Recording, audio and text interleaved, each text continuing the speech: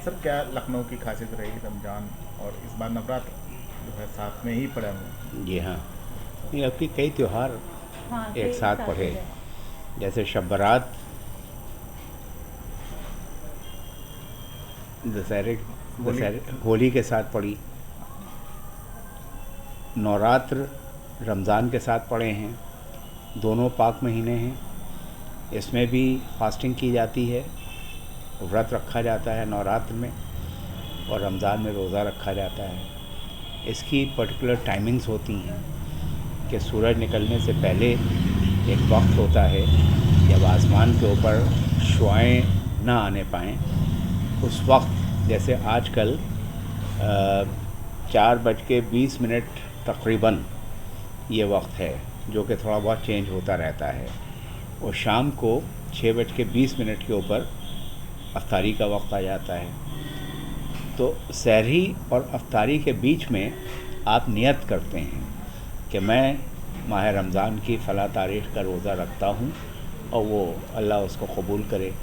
तो इसमें ये होता है कि एक तो आप अपने कॉन्शियस के ऊपर काबू रखने की कोशिश करते हैं, इसलिए कि आपके सामने लवाज़मात हैं, तरह तरह की चीज़ें हैं, लेकिन आप अपने कॉन्शियस को मारे हुए हैं। और आप इससे ये महसूस करते हैं कि आपकी भूख अगर महसूस हो रही है तो दूसरा अगर भूखा है तो उसको कैसा लगता होगा।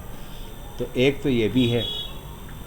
दूसरी चीज़ ये है कि ये इबादत का महीना होता है, और ज़ाहिर है कि जब इसमें सहरी के लिए आप उठेंगे तो पहले रात को सहरी का इंतज़ाम होता है। जो कुछ भी सुबह के लिए ये इस्तेमाल होना है आपके किचन में, वो लोग लेडीज़ जो हैं वो उसको बनाती हैं, चाहे वो दही की फुल्कियाँ हों, चाहे वो बेसन की फुल्कियाँ हों, या कुछ और चीज़ें हों। बहुत से लोग तो ये कुलचे और नहारी वगैरह भी ले आते हैं, कुछ पुलाव पकाते हैं और कुछ करते हैं।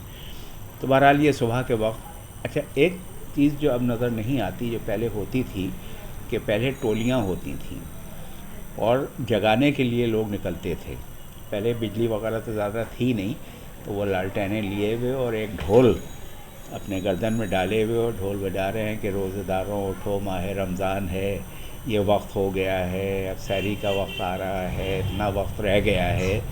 तो मोहल्ले में उनको बेदार करते थे, और उनकी कमेटियाँ होती थीं, अंजुमनें होती थीं, जो कि एक सोशल सर्विस करती थीं। और इसी तरह से फिर शाम को मस्जिदों से ऐलान होता था कि अब इतना वक्त रह गया है, और मस्जिदों में लोग जो हैं वो इफ्तारी के लिए सामान भेजते हैं।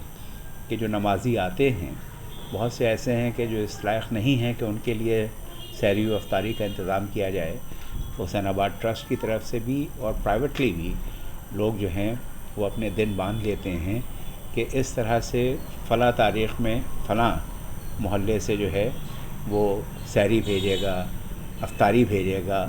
तो वो जो रोज़दार हैं वो आके एक साथ में नमाज़ पढ़ने के बाद रोज़ा खोलेंगे। ये सिस्टम तो अभी भी राइज है। और फिर उस ज़माने में ये होता था कि यतीम खाने से बच्चे, उनको बुलाया जाता था, दस्तरख़्वान बिछता था, उनके लिए लवाज़मात लगाई जाती थीं, उनके सर पर हाथ फेरा जाता था, उनको ईद के लिए नए कपड़े दिए जाते थे, उनको कुछ पैसे भी दिए जाते थे। मतलब एक तरह की सरपरस्ती होती थी कि ये ना समझें कि वो लावारिस हैं और उनके भी देखने वाले मौजूद हैं। तो ये चीज़ें हुआ करती थीं। और फिर उसके बाद में जब ईद होती है तो ज़ाहिर है कि उसका अलग जश्न होता है, सेवइयाँ पकती हैं, और फिर उसकी ख़रीदारी होती है, और गले मिलते हैं, और लोग एक दूसरे से मिलते जुलते हैं। तो हम लोगों के यहाँ त्यौहार जो हैं वो बड़ी एक हेरिटेज है। उसमें ये ज़रूरी नहीं है कि चाहे वो मुस्लिम्स के हों या हिंदूज़ के हों, उसमें एक दूसरे के यहाँ लोग आते जाते हैं, उसको ऑब्ज़र्व करते हैं और अच्छी चीज़ें एक दूसरे से लेते हैं।